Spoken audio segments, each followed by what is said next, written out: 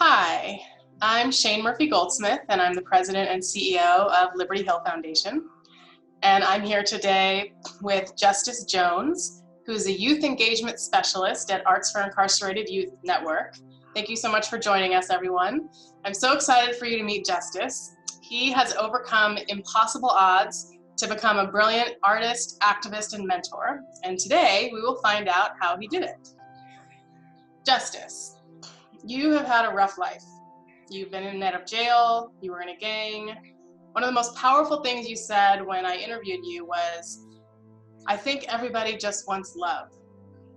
When I asked other young people what could have made a difference to them when they were kids, before they ended up in jail, almost every single one said love. So Justus, tell us more about that. Thank you for the introduction. That was lovely. I appreciate that. But yeah, I think it's mainly about, once again, it's about being loved and being accepted by somebody. Everybody wants to be a part of something. Everybody wants to be appreciated for something. And we're all born like that. I think over time, some people do tend to feel like they don't need love because they've been hurt by love so many times, or they never had the opportunity to experience love.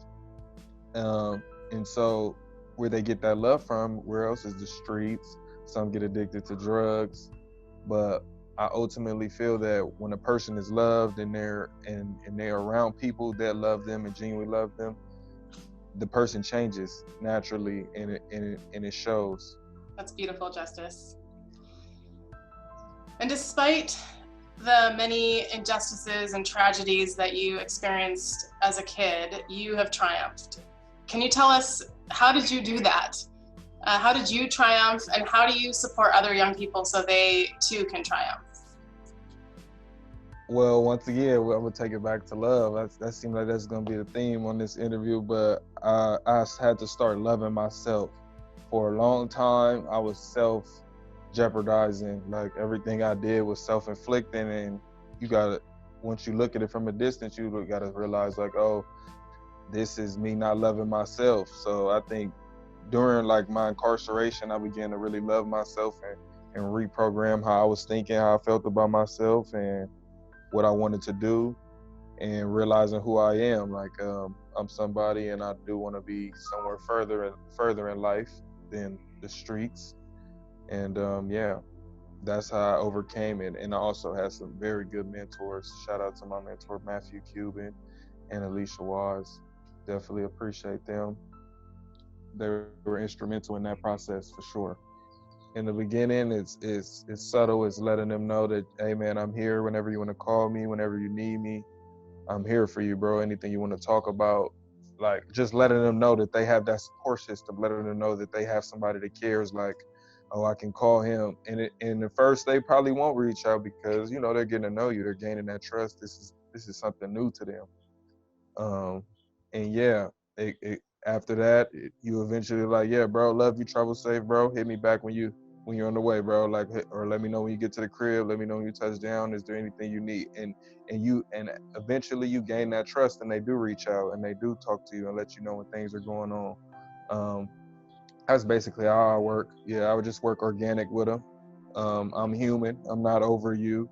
We're both here together. I'm here to learn from you. You're here to learn from me. So let's do this together. And outside of this classroom, I still do care for you. I still appreciate you. I love that. Those young people must be so lucky and grateful to have you in their life. I'm grateful as well. Now, we know that this pandemic, COVID-19, is hitting Black and Latino and poor folks harder than anyone else here in Los Angeles. I would love to know how you're doing amidst this pandemic and how the people you love in your life are dealing with this crisis. I'm doing fine. I can't complain. I definitely feel a lot of grief for the people who have suffered from losses from this. I recently actually just found out on Friday that my pops has it, and he has pneumonia as well. So I'm sitting with it. I don't really want to touch on it too much, but I didn't really know my father like that, so it can't be like a, you know, it's not that I don't care, it's just I don't know how to express that. You get what I'm saying? But other than that, that's the only person I've heard in my family that has that right now. Um, and I definitely feel it's unfortunate for the people who are incarcerated right now as well. Like, I feel like they're forgotten, and it's, a lot of people are like, it's nothing really much you can do. Like if it's gonna come, it's gonna come. So you have to think how they're living while incarcerated, what they have to go through, because nobody cares about them in there. As far as the people that are in that facility, nobody cares. So, Justus, are you using your art to help you get through this time and help other young people get through this time? definitely, for sure. I'm writing every day. I'm writing a new rap every day, for sure. I'm gonna probably drop an album called COVID. Awesome. I think, I think I like that. I just came up with that right now. I think I'm gonna do that though. I love But, it. but You heard yeah, it here, people. I'm but gonna be famous because I premiered yeah, your revelation that you're gonna make an album about COVID.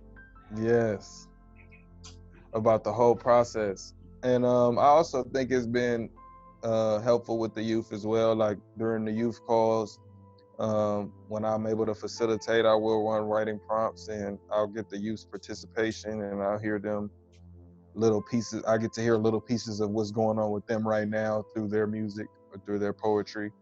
So I definitely think it's helping them vent in a subtle way, probably that they don't even realize, but it's coming out in their music, and I definitely appreciate that. I'm gonna turn us over to talk about the video in a second, but before I do that, Justus, is there anything else that you want to share about yourself, your life, your work right now? Yeah, right now, lately, I've been diving into the arts advocacy lane, looking into that, basically making sure that art is being looked at as essential all around the world, even in education, because sometimes in education it tends to not highlight art as much, as not being a need. But I definitely feel art is a need when somebody is growing. I feel like they should have art in preschool. Um, yeah, so I've been diving into that, learning how to advocate for that, learning how to address that and all the different angles of that. Uh, Advocate for the budget, because we need the money to do the arts. Like, it's essential. And yeah, that's what I've been doing. And I just want everybody out there to stay positive, stay on your grind, love yourself, and yeah, shine. All right, we'll do our best. Now, before we show your short film, Justus, let's talk a little bit about it. I had the great honor of receiving a Stanton Fellowship from the Durfee Foundation to study an intractable problem. The problem I picked was the fact that Los Angeles arrests and jails more kids than anywhere in the world, mostly Black and Latino boys. I wanted to understand why that's happening and how we can end youth incarceration as we know it and create something better in its place. I always follow the lead of those who are closest to the problems. So I decided to do oral histories of young men who had recently been incarcerated in one of LA's youth jails, and that is how I met Justus. And as part of that project, Justus created this film to tell his own story. So Justus, tell us about the film that you made and what you hope people will take away from it. One of my coworkers, Julian Harris, he edited the film because it came from our oral histories project. They wanted to document how we were making the oral history project. And by the way, my project is a poem. I did a poem on a fine piece of paper, in a nice font. But yeah, they wanted to document that process and also talk a little bit about what led us to even doing the oral histories project and led us to being with AIYN. And it kind of goes through, it talks a little bit about the juvenile time that I experienced, the loss of my mother, and also like what I love, and that's art, and specifically poetry and hip hop. It talks about that. Yeah. if there was one thing, Justice, that you would want people to understand after seeing your film, what would it be? That no matter what you done been through, no matter what they told you, like whatever you put in your head, that's where you're going. It don't matter where you were, it's about where you're going. And yeah, shoot for the stars for sure. I'm still shooting. You're gonna get there. And I'm gonna say, I knew you when. Yes. Wonderful. All right. Without further ado, the debut of the Justus Jones film.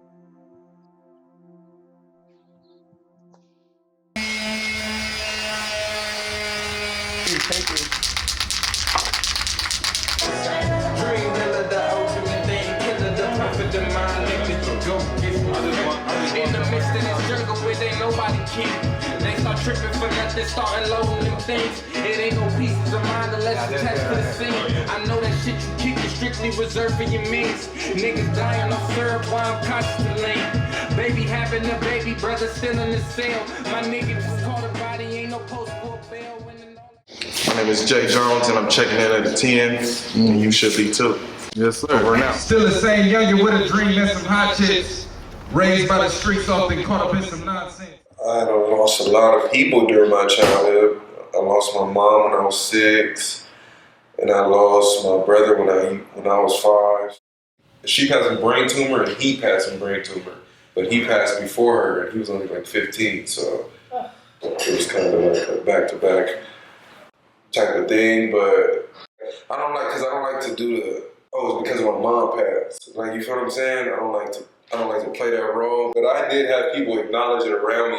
Your mom's gone, she won't be coming back. Like, we will miss her, things happen, but we have to move on.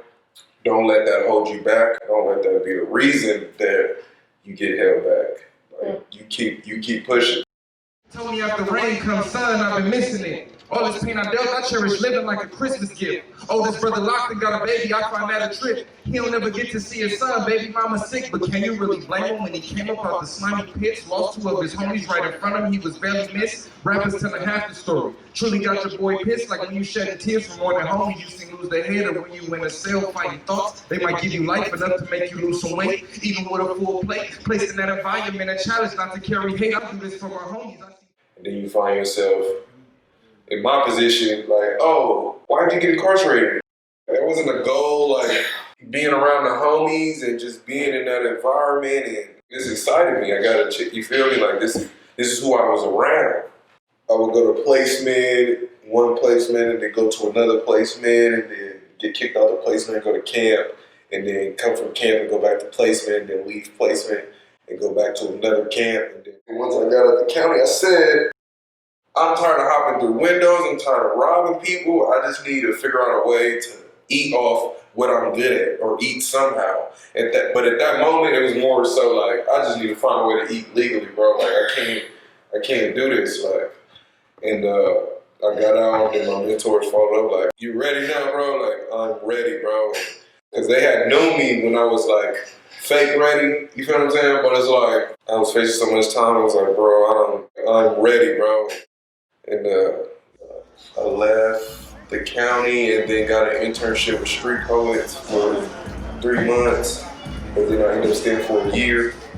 And then after that year, they had to let me go because they were like, all right, bro, this internship, like, it's been extended, like the longest we can go.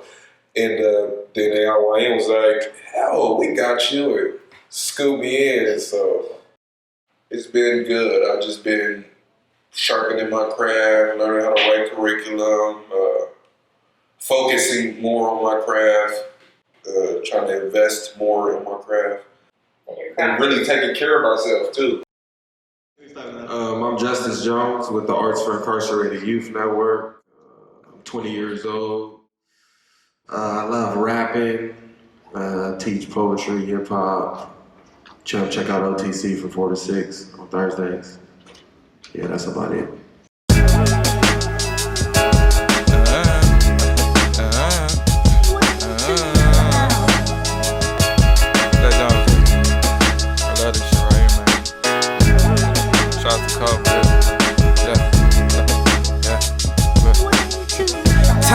chickens and now I struggle with loneliness. See, lately I've been feeling like I've been the only one in this. Brother died when I was 5, mama died when I was 6, and I can't see my little brother all just off some stupid shit. My dreams began to fade, the streets became reality. Who'd have thought that being in a cell become a casualty?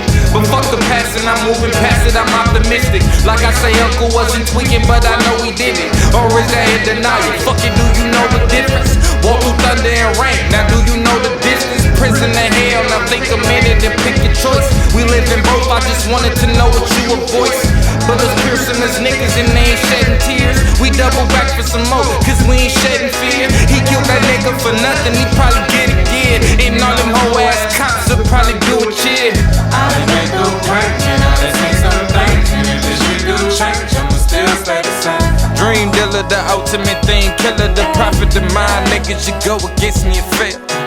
Hey, all you want, won't drown our flow. Inhaling doobies of coke, I just smoke and break out. Dream dealer, the ultimate thing killer, the prophet of mine. Niggas, you go against me and fail. Go cop that mixtape. Go cop that mixtape. Justus Jones. Yes, I'm gonna look at it. 6 years and running. Yes, indeed.